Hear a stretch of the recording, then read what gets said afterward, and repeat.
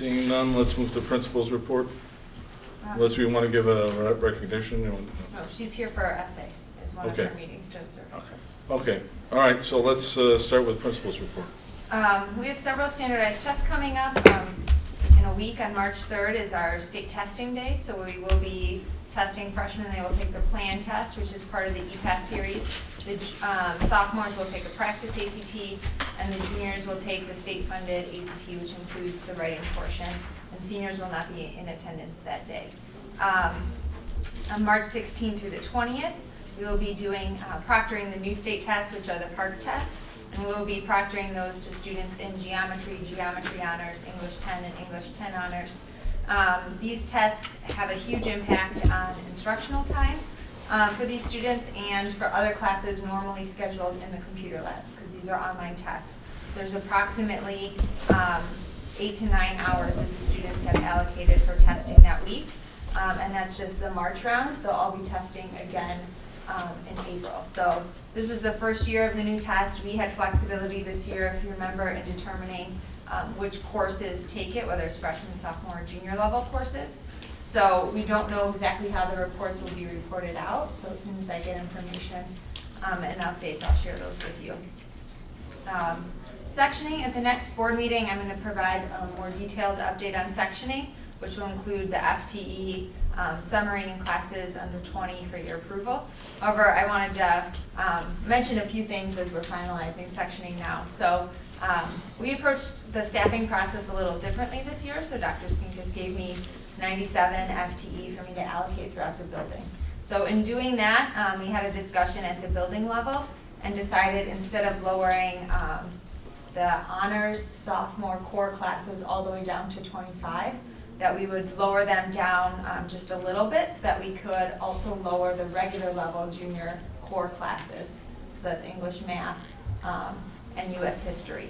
And so those are capped for next year at 27. So our goal would be to lower both of those the following year down to the 25 to 1, which is really the 27 to 1 cap.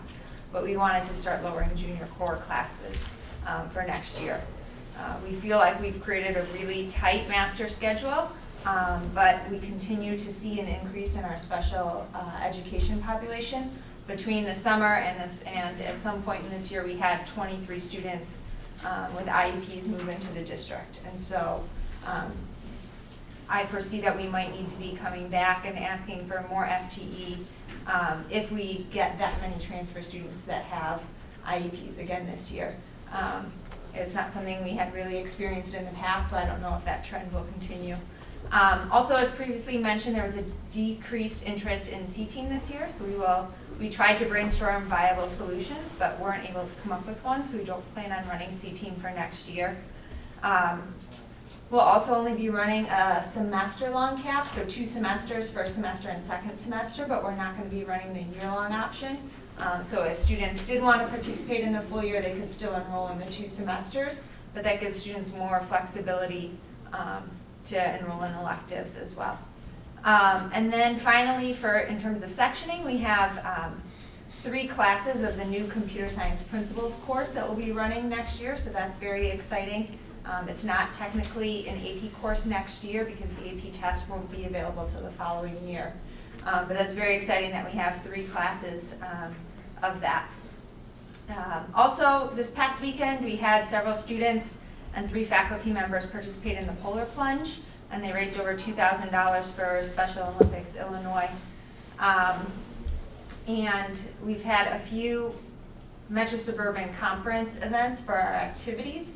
So we hosted the art show and workshop, and that gives students, we selected 8 students from RB, and we had over 100 students and faculty from the 13 different conference schools come to RB and compete into a competition, and then also participate in workshops ran by local artists.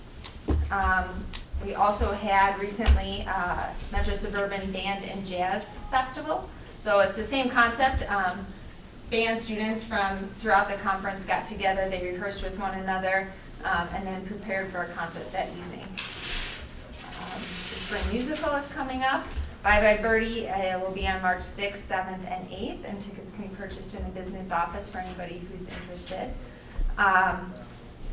We had the telethon this past weekend, which was an 8-hour, live telethon that we have every year. We raised over $21,000. And that's really exciting because all of that money is used to go to fund grants for students and staff to participate in opportunities that wouldn't be possible otherwise. So I get to do the interviewing of the students and staff on the telethon and heard about a lot of great things that our students are doing over the summer, from engineering and architecture camps on different colleges to theater camps to leadership camps. So if people are watching and are still interested in donating, you can do so online. Lastly, it's been a busy month. Lastly, we have a few athletic accomplishments, and Art will come and present out on all winter athletes, but we had wrestler Alon Carter take 5th place this past weekend at state, and he earned a medal, and he's the first wrestler in 32 years at RV to earn a medal, so that was very exciting. And then, as Tim knows, we had several swimmers qualify for the state meet, which will be on Friday and Saturday. So we had 2 different relays. We had the 200-yard medley relay and the 200-yard freestyle relay, along with 3 individual events, and we had a diver qualify for the state meet as well. So we have a lot going on in the building.